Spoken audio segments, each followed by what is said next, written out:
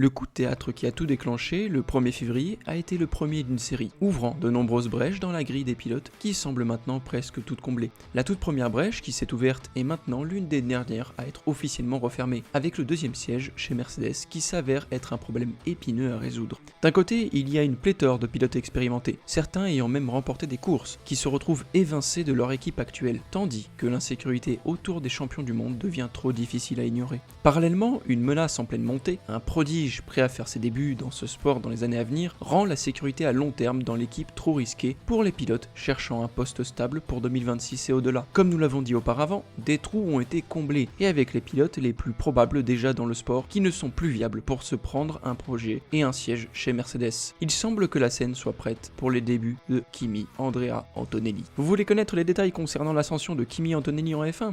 Il ne reste plus qu'à régler les derniers détails, mais la vraie question reste à poser. Mercedes est-elle en train de commettre une énorme erreur? Restez à l'écoute car tout n'est pas rose et de grandes questions restent encore sans réponse. Alors qu'il est maintenant rapporté qu'Andrea Antonelli sera annoncé comme pilote Mercedes pour 2025 lors du week-end du Grand Prix d'Italie, je pense qu'il vaut la peine de revenir sur ce qui nous a mené ici et ce qui a conduit Mercedes à décider qu'Antonelli est la bonne option pour l'avenir immédiat, surpassant des candidats expérimentés et éprouvés. Il est bien connu depuis un certain temps qu'une place était réservée dans l'actuelle voiture numéro 44 pour le départ de Lewis Hamilton de Mercedes à la fin de l'année. Peu importe que ce soit pour 2025, 2026 ou 2027, car indépendamment de quand Mercedes envisageait de promouvoir Andrea Kimi Antonelli en Formule 1, il semble que leur surveillance très publique et leur attente concernant le jeune pilote italien ait complètement découragé tout autre candidat réaliste pour le siège. Prenez Carlos Sainz par exemple. Vous avez un pilote talentueux, vainqueur de course, qui est forcé de quitter Ferrari et qui cherche à se venger, mais il cherche aussi la stabilité dans sa position pour les années à venir, qu'il considère étant comme ses meilleurs. Avoir un jeune espoir décrit comme s'il était le nouveau Messi, accéléré au-delà de la Formule 3, n'est pas exactement ce que vous voulez avoir sur les talons.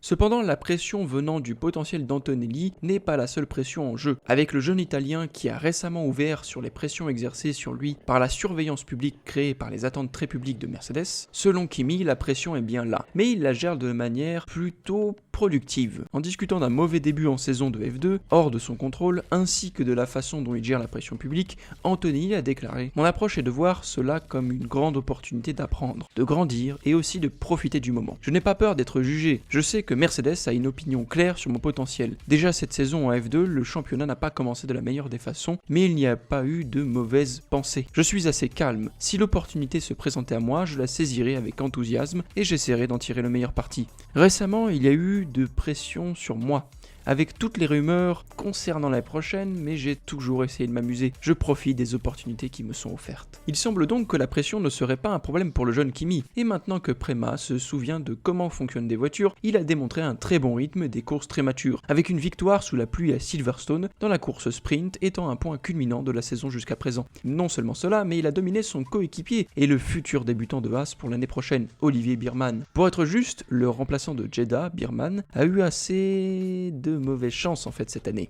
Cependant, tout n'a pas été rose non plus pour Antonelli. La principale chose que l'Italien a fait est de maximiser toute opportunité qu'il a, même s'il est déçu par la stratégie des pneus ou une voiture défaillante, et cela a été démontré directement à Mercedes lors de multiples séances d'essai à huis clos. Cependant, c'est là que le fantasme qu'Antonelli entre et s'intègre instantanément doit être remis en question, ainsi que l'environnement dans lequel il va entrer. Mercedes perd un atout clé avec l'expérience des championnats du monde, des victoires en course et plus important que toute autre chose en ce qui concerne ce qu'il apporte, le développement d'une voiture de Formule 1 performante. Selon le directeur de l'ingénierie sur piste, Andrew Chauvelin, l'un des meilleurs attributs de Lewis Hamilton est sa compréhension innée de la voiture, ce qui aide au développement de la voiture, et avec les réglementations de 2026 à l'horizon, ce sera un attribut particulièrement difficile à remplacer. Bien sûr, George Russell aura plus d'expérience d'ici là, et pourrait avoir pris la relève en tant que leader de l'équipe, mais l'équipe sera sans doute plus faible en termes de développement de la voiture au cours de la saison, ainsi que pour maximiser une voiture au cours du week-end.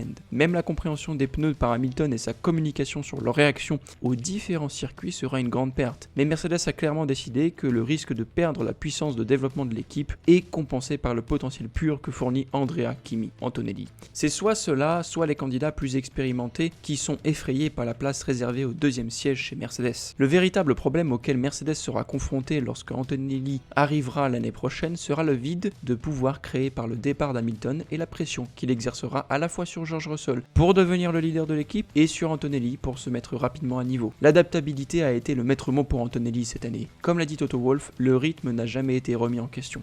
Une ascension rapide à travers les formules juniors avant de sauter de la F3 n'a pas vraiment laissé beaucoup de temps pour apprendre les détails. Mais Antonelli s'est révélé incroyablement doué pour apprendre les tenants et aboutissants de la discipline du monoplace. En fait, Antonelli ne savait même pas qu'il courait en F2 cette année, avant que Toto Wolff ne lui révèle avant le début de la saison. Lorsque Autosport lui a demandé s'il prenait le succès en Formule 2 pour acquis en raison des attentes publiques, ce qui est une question assez bizarre en fait si vous demandez, Antonelli a répondu « Non, car je m'attendais jamais à aller directement en F2. Quand ils m'ont informé que c'était le plan, j'ai pensé que ce serait un grand saut, car vous allez généralement en F3 d'abord. Mais en même temps, le défi était immédiatement attrayant pour moi. Je ne prévoyais pas de venir en F2 et de tout gagner. J'ai toujours été conscient que le saut depuis la formule régionale serait très difficile et je savais que j'avais beaucoup à apprendre, ce que je fais encore. Suite à cela, il a donné un aperçu de sa relation avec le patron de l'équipe Mercedes, Toto Wolff, affirmant que le chef de l'équipe a joué un rôle clé dans ses meilleures courses de la saison,